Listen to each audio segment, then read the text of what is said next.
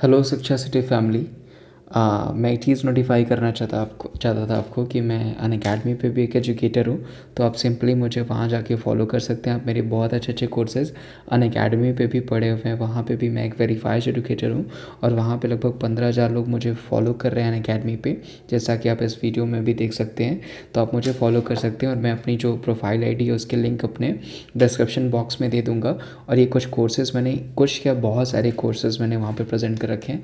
आप उनको भी जाके देखिएगा। वो आपके एग्ज़ाम्स के लिए, इवन अभी आपकी एग्ज़ाम्स आने वाले हैं तो बहुत सारे कोर्सेज़ में भी मैंने चैनल्स में नहीं डाले हैं, लेकिन मैंने अकेडमी पे डाले हैं। तो आप वहाँ पे भी जाके देख सकते हैं। उन कोर्सेज़ के भी लिंक दे दूँगा मैं, जो कि आपके लिए काफ़ी वैल्यूबल हैं, चाहे जनरल साइंस के हों, चाहे अदर कैटेगरीज़ में हों, चाहे अदर कोर्सेज़ के हों। वो मैंने ऑलरेडी प्रेजेंट कर रखे हैं। तो उम्मीद है आप इस नोटिफिकेशन के थ्रू और इस लिंक के थ्रू मुझे अनअकैडमी पे भी फॉलो करेंगे, या फिर आप सर्च बॉक्स में जाके, अगर लिंक नहीं भी मिलती है आपको, लिंक के थ्रू नहीं जा पाते हैं, तो सर्च बॉक्स में जाके विमलेश यादव टाइप करके मुझे फॉलो करेंगे। विमलेश यादव जैसे ही आप टाइप करेंगे तो वहाँ पे सबसे पहले नंबर पे मैं ही आऊँगा। ठीक है, तो थैंक यू सो मच। उम्मीद है आप मुझे फॉलो करेंगे। और चलिए वीडियो को देखते हैं।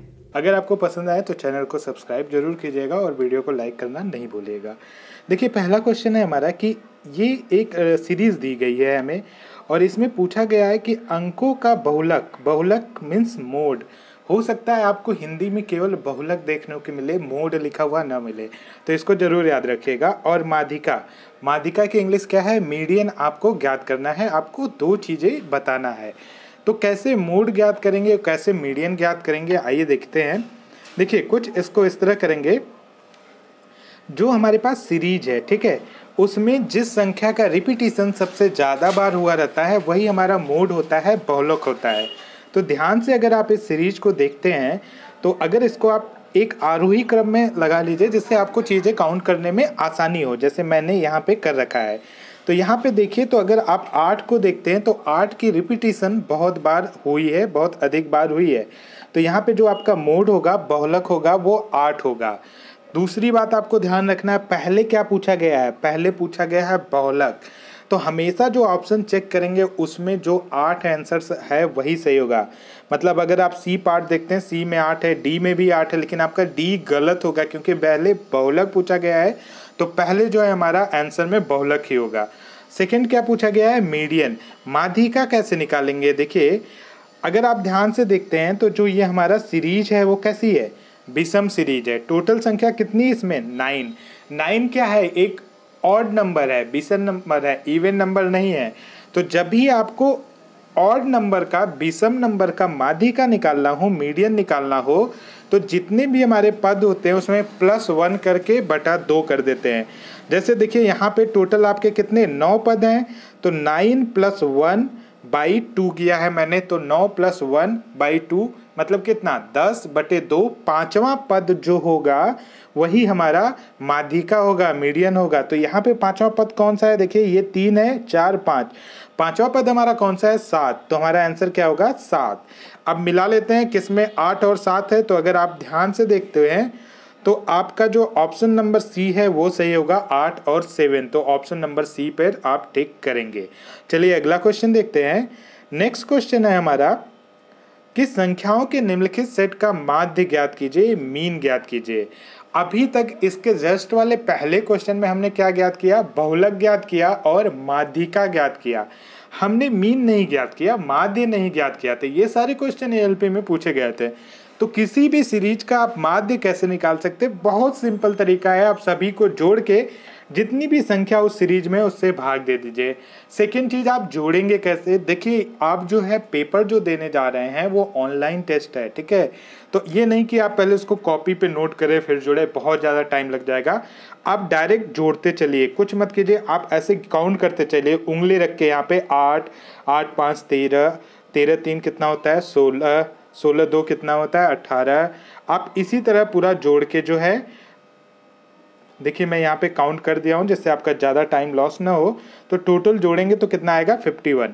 टोटल संख्या कितनी है? 1 2 3, टोटल कितनी है? 12। तो 51/12 बराबर कितना हो जाएगा? 4.25। मीन्स हमारा ऑप्शन नंबर बी जो है वो सही होगा। 4.25 जो है इसका आंसर होगा। तो ऑप्शन नंबर बी सही होगा। नेक्स्ट क्वेश्चन पे चलते हैं। अगला क्वेश्चन है हमारा, देखिए ये इस तरह के क्वेश्चन आपको एक क्वेश्चन जरूर मिलेगा, इसके लिए आप एकदम रेडी रहिए इस तरह के क्वेश्चन मिलने के लिए। इसके लिए दो तरीके से, पहले तो ये क्वेश्चन मैं आपको यहाँ पे समझा देता हूँ, अगर आप कहोगे नीचे कमेंट करोगे तो मैं सभी क्वेश्चन का आपको जो है एक एक फार्मूला जो है रटवा दूंगा, क्योंकि आप जो है ग्रुप डी का एग्जाम देने जा रहे हैं। याद रखिएगा आपको सभी क्वेश्चन फार्मूला बेस मिलेगा, जरूर मिलेगा, ठीक है। तो इस क्वेश्चन को हम कैसे करेंगे, अगर आपको फार्मूला याद है तो आप बहुत आराम से कर लेंगे। कौन सा formula, cos A plus cos B का। आइए देखिए मैं यहाँ पे सॉल्व किया हूँ, वहाँ से इस क्वेश्चन को सॉल्व करते हैं हम लोग मिलके। ये देखिए यहाँ पे सोल्यूशन है, ये हमारा फार्मूला है cos A plus cos B का। क्या फार्मूला होता है, 2 into cos A plus B by 2 into cos A minus B by 2।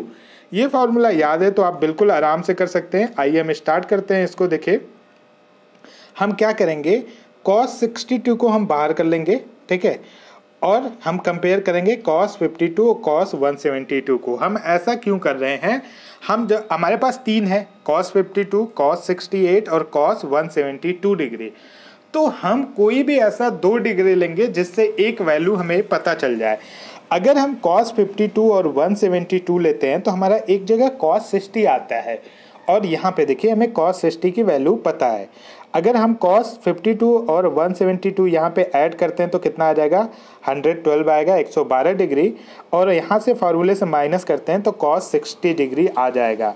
अब इससे क्या फ़ायदा होगा, देखिए जो हमें cos 60 डिग्री का हमें मान पता है, कितना होता है हमारा मान 1/2, तो हम एज इट इज नोट करेंगे, पहले cos 68 प्लस cos 112 डिग्री और cos 60 का मान 1/2, और ये जो दो यहाँ पे पहले है एक दूसरे से कट जाएंगे तो हमारे पास क्या बचेगा, cos 68 बचेगा और cos 112 बचेगा।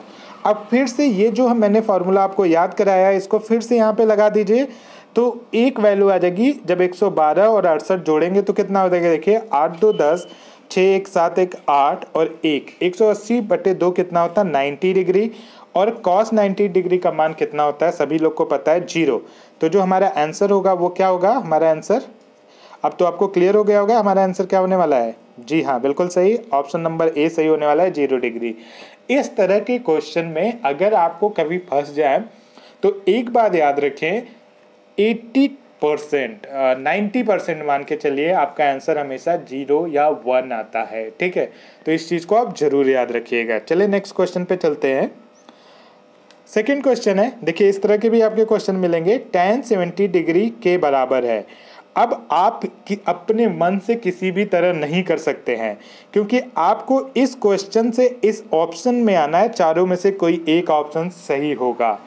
तो देखिए हर जगह ऑप्शन में tan 50, tan 20, 50 20, 50 20 का यूज किया है, मीन्स हर जगह ऑप्शन में tan A plus tan B का यूज किया है। तो 70 डिग्री को भी हम क्या करेंगे, बांटेंगे। तो हम कैसे बांट सकते हैं, सोचिए 50 और 20 में बांट सकते हैं, मीन्स tan 70 को हम लिख सकते हैं tan 50 प्लस tan 20। आइए देखते हैं, देखिए यहाँ पे मैंने कर रखा है tan 70 को मैंने यहाँ पे क्या लिख दिया, tan 50 plus tan 50 plus 20, sorry मैं थोड़ा सा गलत बोल रहा था, उसको मैं करेक्ट करता हूँ। tan 70 डिग्री को मैंने क्या लिखा है, tan 50 प्लस 20। अब tan कोष्टक में a प्लस b का फॉर्मूला आपको पता होगा क्या होता है, देखिए tan a plus tan b upon 1 minus tan a tan b। अब a की जगह आपने क्या लिखा, 50, तो हमने यहाँ पे ऐड कर दिया है, देखिए tan 50 a की जगह plus tan 20 1 minus tan 50 tan 20। अब ये जो नीचे वाली लाइन है इसको हम इधर लाएंगे तो गुणा कर देंगे, तो गुणा करेंगे तो क्या होगा, देखिए tan 70 1 से minus tan 70 into tan 50 into tan 20। अब एक चीज़ आपको पता होना चाहिए, बहुत सिंपल सी बात है, ये जो एक मिनट, हाँ अब आपको क्लियर दिख रहा होगा, सॉरी बिल्कुल, जो ये हमारी वैल्यू है tan 70 इंटू tan 20, इसका मान होता है 1। तो अगर इसको आप 1 रख देंगे तो आपका क्या बचेगा, tan 70 माइनस tan 50, और इक्वल टू में क्या है tan 50 प्लस tan 20। अब इस tan 50 को आप इधर लेते आइए तो क्या हो जाएगा, tan 70 बराबर, देखिए tan 70 बराबर हो जाएगा आपका 2 tan 50 प्लस tan 20। आपका कोई ऑप्शन मैच कर रहा है क्या, यहाँ पे अगर देखते हैं तो 2 tan 50 प्लस tan 20 आना चाहिए। ऑप्शन नंबर बी हमारा मैच कर रहा है, तो ऑप्शन बी हमारा जो है सही हो जाएगा। नेक्स्ट क्वेश्चन पे चलते हैं। एक समकोण त्रिभुज के आधार की लंबाई कितनी दी है? 5 मीटर, ये हमने दे दिया 5 मीटर। उसका कर्ण 13 मीटर और त्रिभुज का क्षेत्रफल क्या होगा? तो पाइथागोरस प्रमेय से पता है कि जो समकोण त्रिभुज है वो पाइथागोरस प्रमेय फॉलो करती है। तो अगर ये 5 है, इसका आधार कर्ण 13 है, तो इसका जो लंब है वो कितना होगा? 12 हो जाएगा। आप लोग को पता होगा कैसे होगा, कर्ण का वर्ग बराबर होता है लंब का वर्ग प्लस आधार का वर्ग।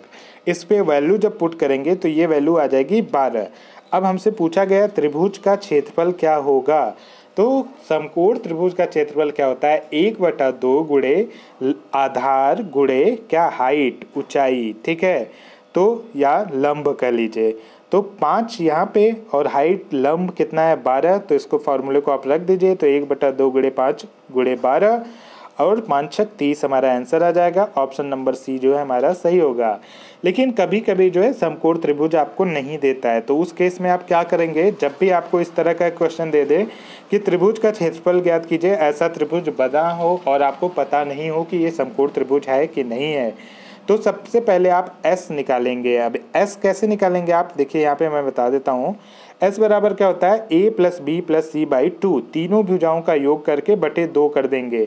तो S की वैल्यू कितनी आ गई हमारी? 12 मीटर आ गई। तो त्रिभुज का क्षेत्रफल क्या होता है? इसका फॉर्मूला है देखिए, S into S minus A, S minus B, S minus C. S की वैल्यू हमने कितना निकाला? 12 मीटर। तो यहाँ पे S की जगह 12 पुट कीजिए और A B C की वैल्यू जो है भुजाओं की वैल्यू वो हमें पता है क्रमशः 9 8 7 है या 7 8 9 है। तो यहाँ पे हमने सभी की वैल्यू पुट कर दी। अब इसको जब आगे सॉल्व करते हैं तो 12 में से 7 जाता है आपका बचेगा 5, 12 में से 8 गया 4 और 12 में से 9 गया 3। तो इसको जब गुणा करते हैं तो हमारा आंसर आ जाता है 12√5 metre square. Means option number C जो है आपका यहाँ पे सही हो जाएगा। कौन सा? Option number C. तो इस पर टिक कर लीजिए। तो ये आपके कुछ क्वेश्चन थे, कुछ इंपॉर्टेंट क्वेश्चन थे। आई होप आपको पसंद आया होगा। पसंद आया हो तो लाइक ज़रूर कीजिएगा, शेयर ज़रूर कीजिएगा और हमें बताइए कि आपको किस मैथ में किस टॉपिक की ज़रूरत है, हम आपका सब कवर करा देंगे। Thank you everyone.